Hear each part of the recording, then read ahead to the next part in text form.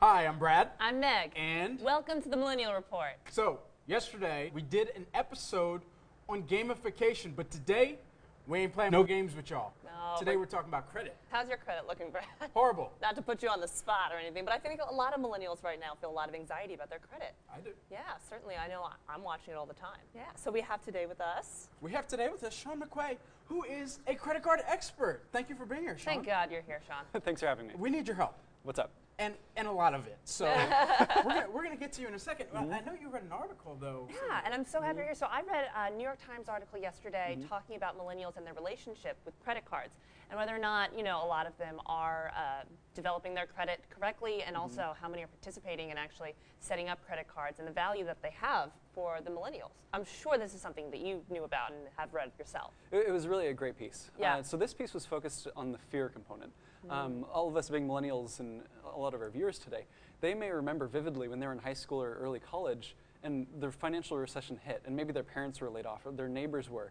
I vividly remember like entire street blocks going bankrupt simultaneously, right? And the big boogeyman in all of this was credit cards. It was credit card debt that was really tearing us all down. And mortgages was the, I think, the real factor here. That's the big theme, yeah. But the credit cards still took a lot of rap for it. And so this New York Times article is really focused on that fear component. But what's interesting is that's actually only part of the story. The other part of it is access. The millennials, we simply don't have the access to credit cards that previous generations did. It's a lot more stringent, right? It is, yeah. So I went to my freshman year of college. I started in 2005. And when I was there, I actually signed up for a credit card in return for a sandwich, a Subway sandwich. Wow. It was a great deal. I hope the sandwich was good. I don't think I've ever gotten a sandwich from my credit card company. They gave me $1 to Just sign saying up that right now. Yeah, but that's illegal now. Yeah. Ever since 2009, offering students incentives to sign up for credit cards is illegal. So whereas it used to be very easy and actually like stupidly easy to sign up for credit cards as college students, that's illegal. And now college students actually need to proactively look for credit cards, and they're not doing that. They don't recognize why it's important, and it's harder. Their parents may be assuming that banks are already there marketing their materials, but they're not. Millennials, even if they weren't afraid of credit cards, they still couldn't build credit like they used to, or like we used to, just because they don't have the access. Right. I mean, in terms of plastic, right? You already have your debit card, right? Everyone feels pretty comfortable with that, and I think they mentioned that in the article as well. But so, in terms of millennials, encouraging millennials to pursue getting a credit card, what kind of tactics are the credit card companies allowed to make now? Right. Yeah, so what's really important is millennials need to understand that credit cards are actually hugely important. We all hear about like start investing early, the idea of like compounding interest, you want to start saving as early as you can. The fact of the matter, that's also true with credit. The sooner you can start building your credit, the better it'll be. A simple analogy, the whole purpose of credit is to measure how trustworthy you are with someone's money. Sure. So if I had like handed you a $100 bill right now, I'm running. and you give it right back to me, I'd be like, great, like he didn't like run away and steal it, right? Yeah. But if I gave you that $100 bill and asked for it back in a year or in 2 years, like that's actually a trickier thing. Like, do I actually trust you? Like, why would you hold on to it? Like, it gets a little bit weirder. And so it's the same idea with credit, is you need to start building that credit, and it takes a long time to prove that trustworthiness. Right. It's not just holding a credit card for a day or a week, but it takes years to build that kind of trust. That's a great point. Yeah. Very valid point. Yeah, and if you think about, well, okay, so how can a millennial or anyone with bad credit start building their credit? They have a few options. They can buy a house, they can buy a car, they can take out student loans, they can do a personal loan, or a credit card. Those first 4 options are hefty. Like, you don't just buy a house willy-nilly or a car or start going to college or take out a personal loan. Those are all like major life decisions and commitments. Right. Whereas a credit card you can use to just do your average, normal, everyday spending, paid off at the end of the month, no skin off your back at all, and you're building your credit. I remember my first time that I went to my dad and openly said, hey, I want to build up some credit. And I don't think he bought why I wanted to build up credit, but I pitched him this idea. I said, Dad, I want to take out a loan for like $1,600 from a bank and see if I can start building up credit. He's like, what are you going to buy with $1,600? I'm like, I already have the money. They don't even know that. I just want to go buy a drum set, pay them back. I'll have my drum set. They'll be paid off. I'll build up credit. I'm killing like 3 birds with one stone. He didn't buy it. So I didn't buy the drum set, didn't take out the loan. But that was my first kind of thought process and first time thinking about the fact that, wow, this is something I need to be thinking about way early on. And at that point, it was freshman year in college. I didn't necessarily need a new drum set, but thought my credit could do some help down the line for sure, especially as all of these college loans I was applying for were also a big factor at the time. Yeah. So, That was very smart. If anyone's listening and thinks that was a great idea, I'm going to critique it a little bit. Sure, please do. Because it is definitely something to do. I wouldn't do it with a personal loan because even if you pay it off in full, there's still origination fees, and they may actually charge you for paying off the interest so quickly. You thought you were so I thought smart. I But was no, you're onto the right thing. Do the same exact thing with a credit card, Yeah. and just pay it off in full at the end of the month, and like there's no fees, there's no interest, like done. Okay. So really great idea. I just changed the product from a personal loan to a credit card. You did. Yeah. And so that's what NerdWallet does as well, if we're understanding correctly, and we'll get to that in a moment. We also know that there was another article that was out recently that you may know about. It's Why Credit Cards Matter for Millennials. Do you know anything about that? It was in MarketWatch, but we saw another byline, maybe syndicated from somewhere else. Yeah, so credit cards matter a lot for millennials. The first reason is the one we just talked about. It's really important for building credit. I love credit cards because they give you rewards, they're super safe, they're nice.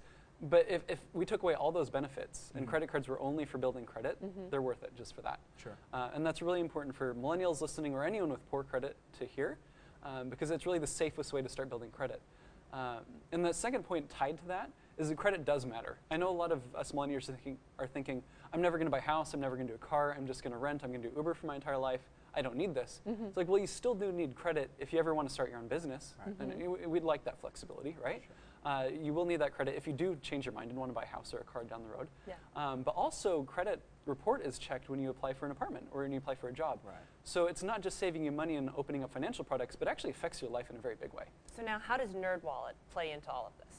So NerdWallet's job is to bring clarity to all of life's financial decisions. So we're talking a lot about credit and credit cards, but we also want to help answer questions like, what's the best bank account? Or how do I find a mortgage? Or how do I think about 401ks or insurance? Or all these really complicated financial topics that, like you see on TV, they're buzzwords. We try to make sense of it all. I was going to say those thoughts come into my mind very fleetingly, and then they stress me out, and then I'm like, you know what, I've got stuff in front of me that I need to take care of. And so honestly, I don't think I've really committed to sitting down and figuring out the answers to exactly those questions. Yep. One fun thing I love working at NerdWallet is today we're having a brown bag. I'm really sad I'm missing it, like right now. Oh. Well, thank you for being here with us. I know, I right? really appreciate My that. pleasure. That's- Yeah. But this one's on like, hey, should I be investing in my 401k or focus on paying down my student loan? And like this is something we're doing internally because we're all nerds and we like learning about this kind of stuff. But that's a huge question a lot of Americans need to know the answer to. So that's really NerdWallet's job, is to provide answers for all those questions. Because credit is repeatedly a topic of fear, especially among millennials, you know, what are some of the biggest fears that you've heard from other millennials, perhaps that you work with through NerdWallet or just in some of the research that you're already conducting? By far the biggest fear is going into credit card debt. Because again, hearkening back to this financial recession, we saw so many people get burned due to this credit card debt. So I know a lot of millennials are opting to use like debit cards for their everyday purchases instead. So my message to the people that are thinking that is like, so cash is very unsafe. If you think about ways to pay, you have cash, debit, or credit. If someone steals your wallet and it's full of cash, like you're never going to get that money back. It's gone. If they steal it and there's a debit card in there, you have some protection. They may or may not use it. It's not as easy to use as cash is. But if they do use a debit card fraudulently, you can call your bank and say, hey, this wasn't my purchase. Can you refund the money? You're still out that money until your bank refunds you. So that means if you had a major bill come through, you could bounce that check. And then your credit gets hurt. You could ruin relationships with your landlord. It's not a pretty scenario. Credit cards, on the other hand, if you call your bank, they'll just erase it and it's gone. Like all your bills are paid on time. It's really not affecting your pool of money. And credit card companies are very, very forgiving of credit card debt. Or sorry, of fraud, not debt. Fraud. No, yeah. I was going to say. I was like, really? Whoa, wow. That would be amazing. Yeah. No, I've had a couple experiences with that myself in terms of my credit card getting stolen, and I'm always very impressed right away. All I have to do is say I didn't buy it, you know, and they are like, okay, like it's End of story. instantaneous. Yeah, that's great. And you know, I think back to like that period, 2007, 2008, where they would also, you know, amid the mortgage debt crisis, they would also be talking about how everyone has these substantial credit card debt and loan, things like that. There was a really good commercial for, you know, a loan forgiveness type of corporation, and there was this guy who had all these toys, big truck, big house, pool in the back, and at the end of the commercial, he's riding this huge lawnmower, right? One of those riding lawnmowers, and he's just like smiling but crying at the same time, and he goes, I'm in debt up to my eyeballs. I remember that. Someone help me. And he's just like driving around, you know, and that was the culture before, because it was so easy to get credit cards. I don't think people really felt like it was real money. And so really the counter to that, I know a lot of millennials are choosing to use debit cards to avoid swimming up to your eyeballs in debt. But the fact of the matter is, using a credit card doesn't mean you're going into debt.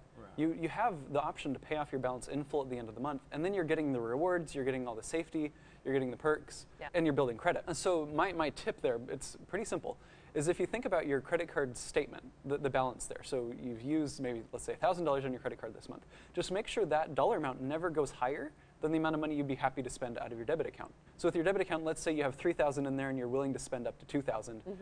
Just think about it the inverse. So with your credit card, you never spend more than $2,000. Yeah.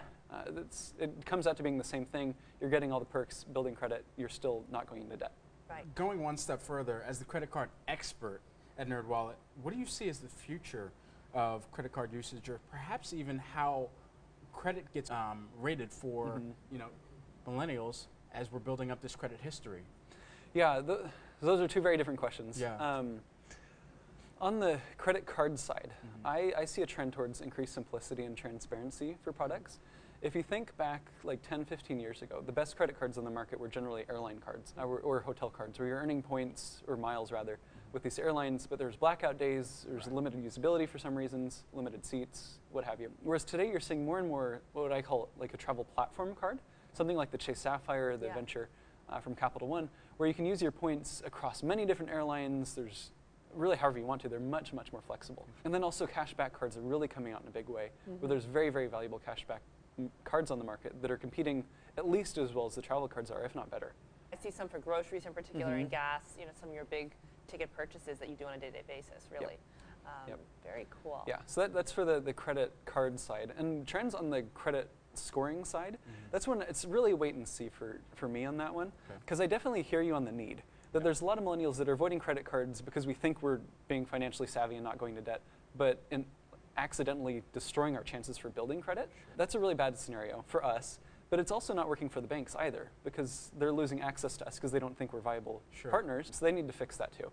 So I know companies like SoFi and others are trying to find like social ways to gauging your creditworthiness. As far as, I don't know, I think they're good attempts. I'm not sure they're going to move mainstream. I think it'll take a long time to convince the banks to move away from the FICO scoring model they're so used to. Right. There's so many other factors out there, though, that should be considered, in my opinion, because, sure, I may not be the greatest with my credit card, but there are other things that I'm very good at paying off on time, and that's definitely not being pulled into the current scoring model the way it is with FICO. Yep. So that's my qualm. Yeah, no, it's always very interesting to see whether or not the industry is going to change to satiate, the lifestyles of the millennials, right? I mean, we're a huge group of people. We're very powerful, in terms of, honestly, in terms of the way we affect the market, and as we see with a lot of our guests here. And, in the past, we've talked about healthcare, for example, whether or not their model is going to change to accommodate the way millennials like to shop and make decisions like these. And I'm wondering, again, will credit card companies or, I guess FICO do the same? Yeah. But very cool. So what excites you the most about NerdWallet? So the thing I'm most excited about NerdWallet is we've historically done a really good job talking about credit cards. NerdWallet was founded as a credit card comparison site. In fact, our founder, Tim Chen, he simply wanted to find the best credit card for himself. So he kind of built this Excel model where he's kind of tracking a lot of different cards. Then some friends and family started asking for advice, and that eventually got thrown up on the web, and it's turned into NerdWallet. So that's our past. Looking forward, we need to bring that same level of clarity and really comparison and help to every other financial topic. And I mentioned a bunch earlier. We still have a long way to go.